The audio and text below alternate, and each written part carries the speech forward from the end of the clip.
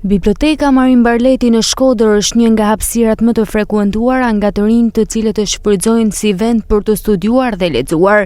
Specialistja e digitalizimit dhe promovimit në bibliotekë, Sidita Halluni, u shpreh kënaqur nga interesi i të rinjve të cilët frekuentojnë bibliotekën, duke e cilësuar si një tregues pozitiv për kulturën e leximit në qytet.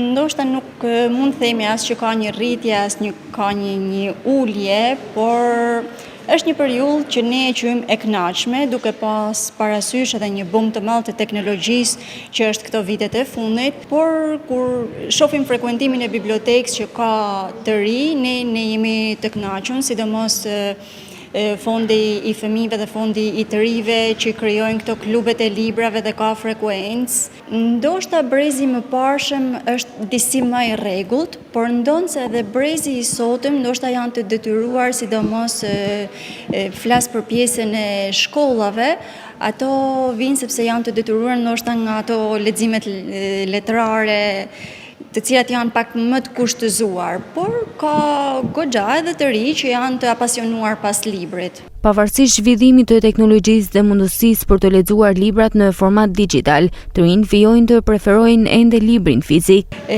Jo, preferojnë edhe librin fizik. Moshat janë të ndryshme. Frekuentimi i bibliotekës tregon që preferojnë edhe librin fizik, paçka se unë jam një punojse e digjitimit dhe merrem me digjitimin, për t'ju ardhur në ndihmë më tepër studiuesve, nuk është se ne digjitojmë libra të viteve të fundit, por digjitojmë librat që ju vinë në ndihmë studiuesve dhe profesorëve, pedagogët të ndryshëm, por libri fizik nuk do të humbasin asnjëherë rëndësinë dhe vlerën e tij, paçka se dhe Umberto Eco ka lënë një testament i cili thotë libri duhet prekur dhe ndjerë. Specialistja e digitalizimit dhe promovimit në bibliotekën Marin Barleti, Sidita Halluni, foli mbi rëndësinë e librit.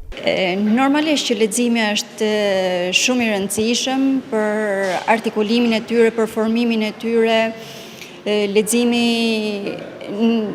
Libri është shoku më i mirë i lexuesit, pasi teknologjia ka momente që celularët na alajnë nga humja e baterisë, por librin është shoku më i mirë dhe nuk duhet ta humbasim asnjëherë. Interesi për leximin tregon se pavarësisht kohëve që ndryshojnë, libri mbetet ullë rrëfyes i pazëvendësueshëm i dijes dhe e kulturës.